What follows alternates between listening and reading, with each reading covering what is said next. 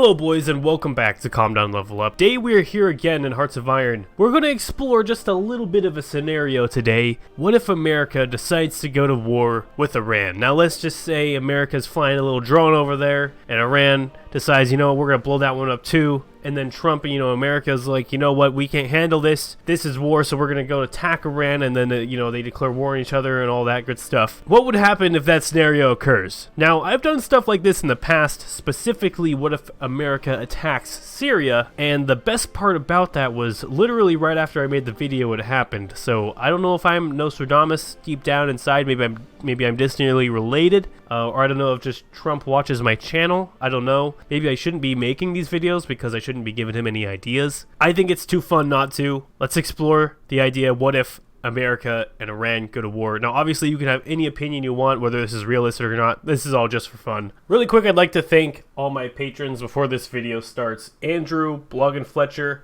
Bubby, Infinitum Gamer, Starlord, Mazmazor, Paxis, and Rodney. Thanks, everybody. I really appreciate all your support, and you can check out the Patreon link in the description of this video. Now, Millennium Dawn starts in 2017, so I'm actually going to let it run until 2019, June 2019, because that's kind of when this whole tension started, just to get it that much more realistic, and I'll let you know once we're there if anything weird in the world happens since. Alright boys, it's June 11th. I thought now would be a pretty appropriate time to start a little experiment of ours. I'll catch you up on a little bit what happened. Not much, but something pretty big. In this timeline, the Peninsula Shield Force has expanded a little bit. Al-Qaeda in Yemen actually joined it and now is winning because of Saudi Arabia's support of troops and stuff, is now taking over all of Yemen, as well as the Free Syrian Army and Tahrir al-Sham. So pretty much Syrian Al-Qaeda. I'm not quite sure the technicalities, but just another Muslim extremist group up in Syria. They've both joined Saudi Arabia's faction, as well as the CSTO having grown a little bit. Novorossiya is in it, as well as Moldova and Transnistria, and a lot of these Caucasus Mountain guys, except for Georgia, have joined.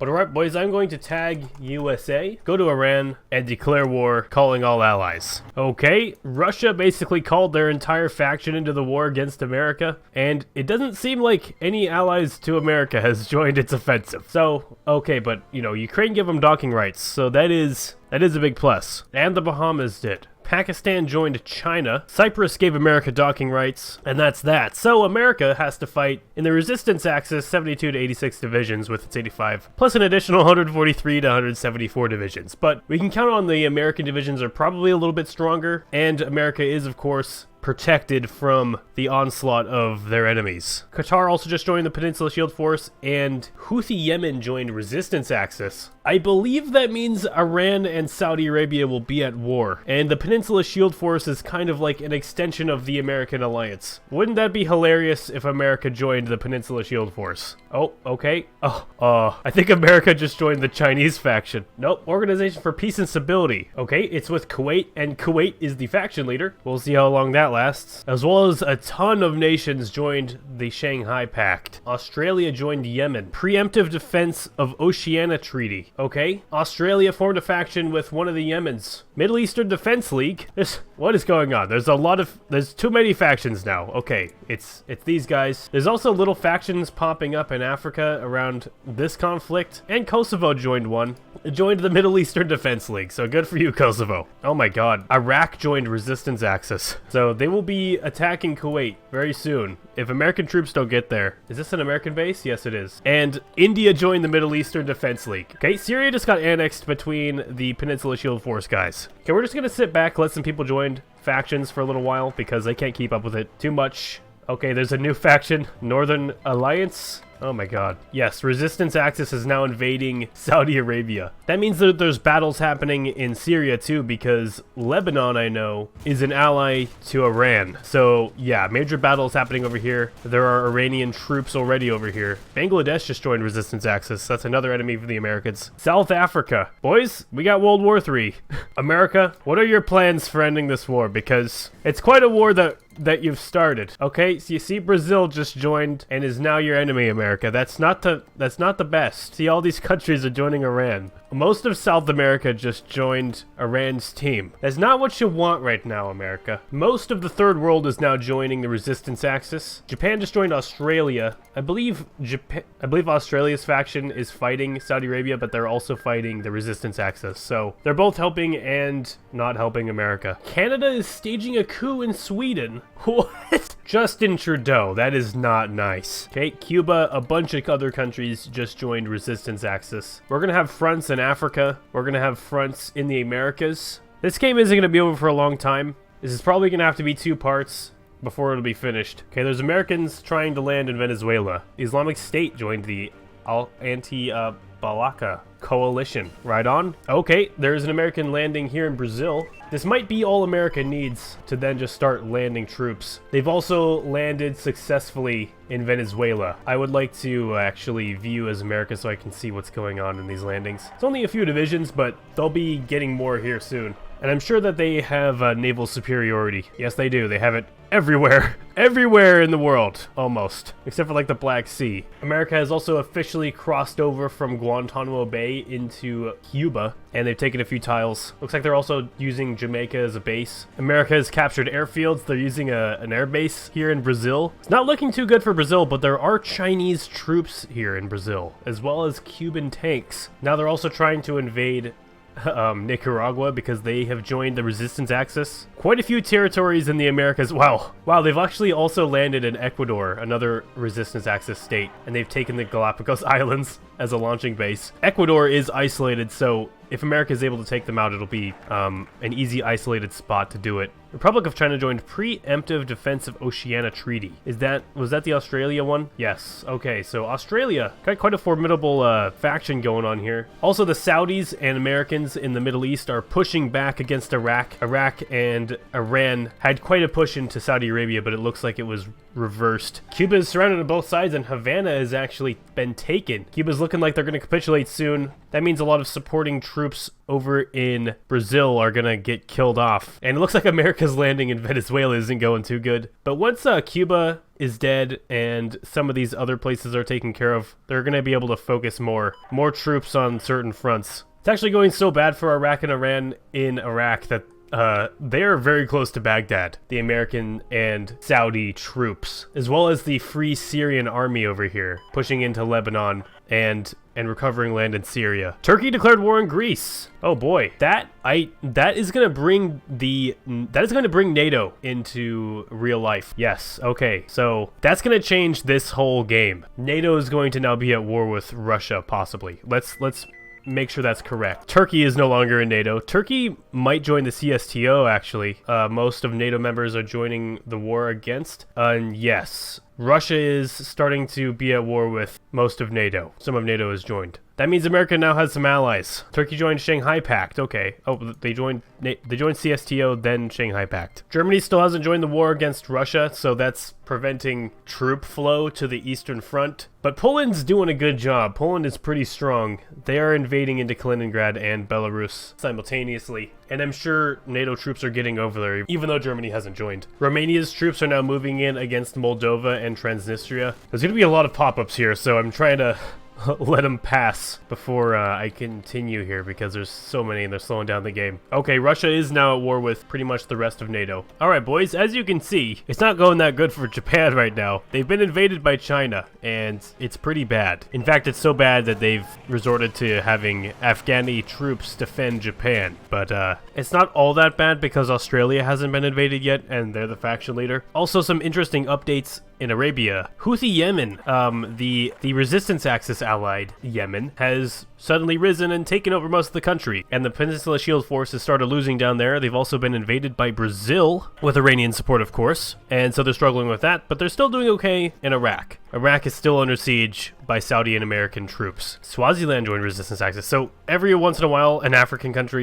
African country will join resistance axis. They're starting to load up down there. In the Americas though, it's a different story. America now, with the support of NATO, really pushing in against the South American threats of Venezuela, Guyana, Brazil, Ecuador. I believe that's it. Maybe Bolivia? Yes, Bolivia and Uruguay as well. And not to forget Nicaragua and Cuba. Cuba is still under siege, but they seem to have gotten it a little bit under control to where they're not losing so much land. Also, the CSTO has made a huge push into Europe. Poland is getting it hard right now. Lithuania as well. Latvia as well. Estonia, on the other hand, is doing really good and is actually all the way to Novgorod. I don't know what's going on with Estonia, but they are awesome. Romania has defeated both Moldova and Transnistria, so that is 2 members of the CSTO down. And the front between Turkey, who is in the CSTO, I just checked, versus Bulgaria and Greece. Turkey's not able to push in, but it is a whole nother front that is distracting NATO, and that's a lot more troops to help the CSTO cause. And it appears that we've had a faction member of the resistance axis collapse. Finally, Venezuela decided to put down their arms. The Americas were in Caracas and they were in Ciudad Guyana, so I mean both capitals were captured. It was about time. Now Guyana itself is under threat, and possibly Brazil. Oh, they took this town, but looks like they left. Also, Cuba has capitulated. That's going to allow the Americans to focus on more places like Nicaragua. Okay, Suriname just joined Iran, which means this territory here is now against NATO, which actually might help NATO because it looks like there's only 1 division from Suriname, and that's just going to help connect the NATO fronts. All right, boys, major development in southern Europe. Turkey has obviously broken through Bulgaria and Greece, capitulating them both, as well as Romania, Albania, and Montenegro, and then pushing well into Hungary. Now, the European army has stopped the CSTO's advance and actually has started pushing them back. There's a very large European army here on this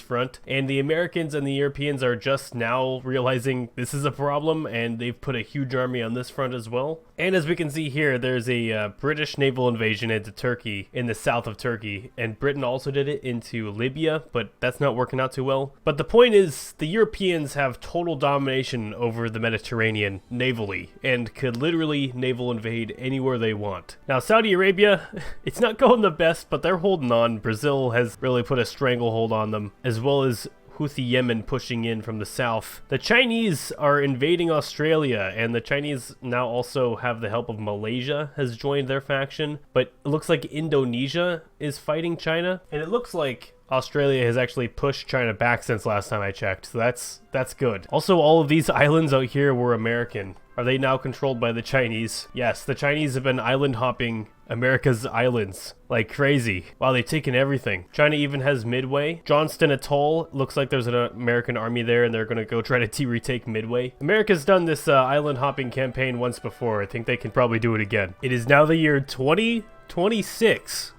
and I have let this game run off and on for about 2 days. So, the last time you heard me talk, literally a different person. But let's go over what is happening in this world, and it's not even done yet. This is just sort of a midway catch-up, and then I'm going to come back when the war's over, because I think I know which way it's going at this point. First of all, we're in Greece. Greece is actually being liberated from Turkey. I should probably observe as someone who's not in the war. Oh, Tunisia might be in the war. Alright.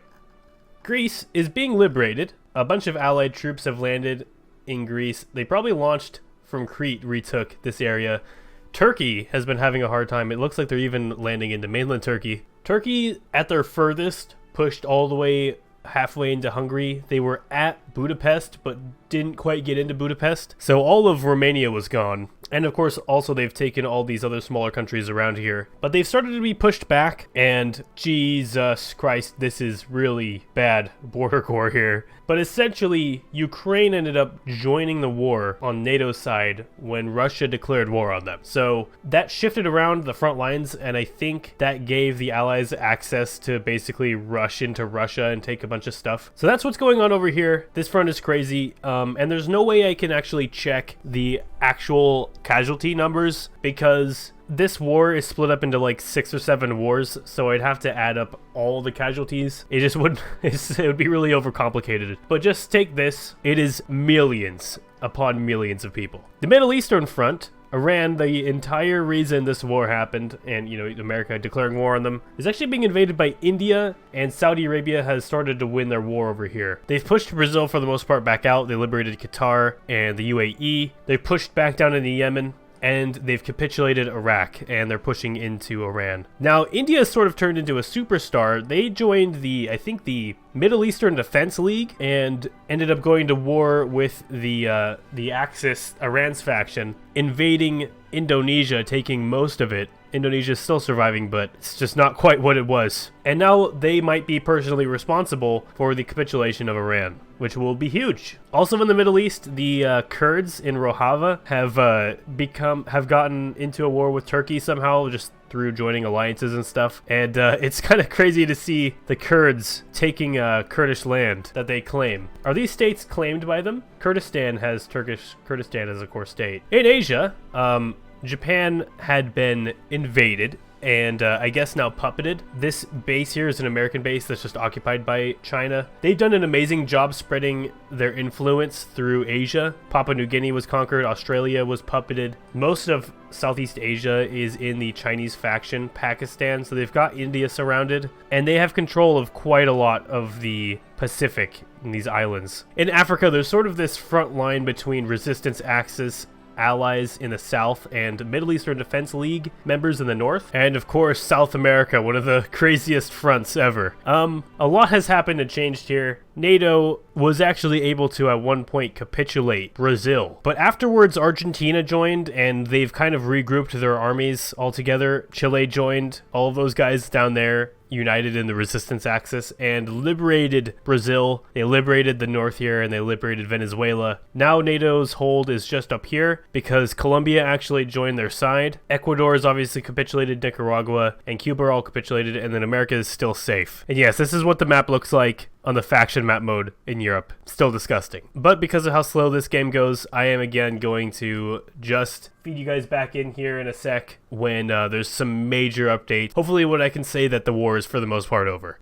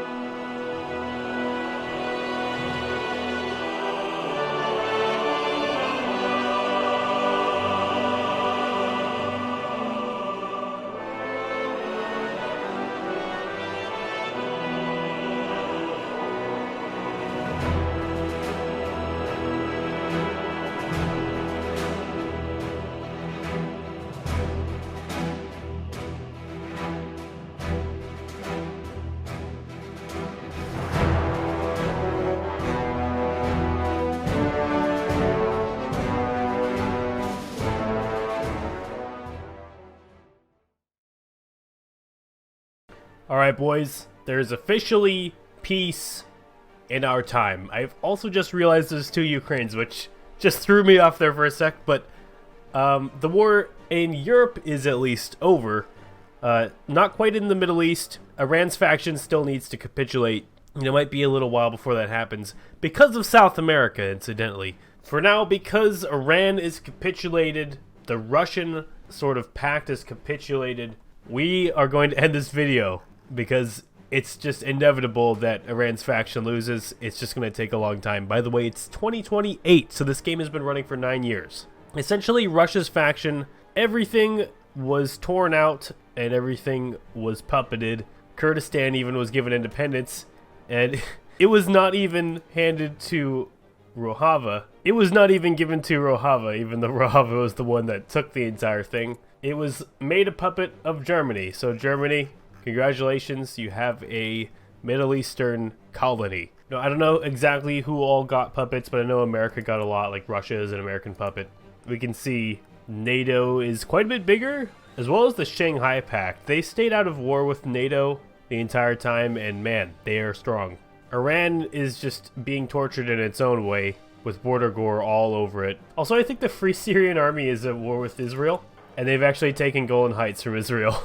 But alright boys, that is what would happen if America shoots those missiles over at Iran. So whether you like what you saw or you dislike what you saw, make sure to hit like on the video, and also make sure to go tweet at Trump letting him know whether you think he should shoot missiles at Iran or not. And while you're doing that, you can go ahead and follow me on Twitter at CalmDownLevelUp.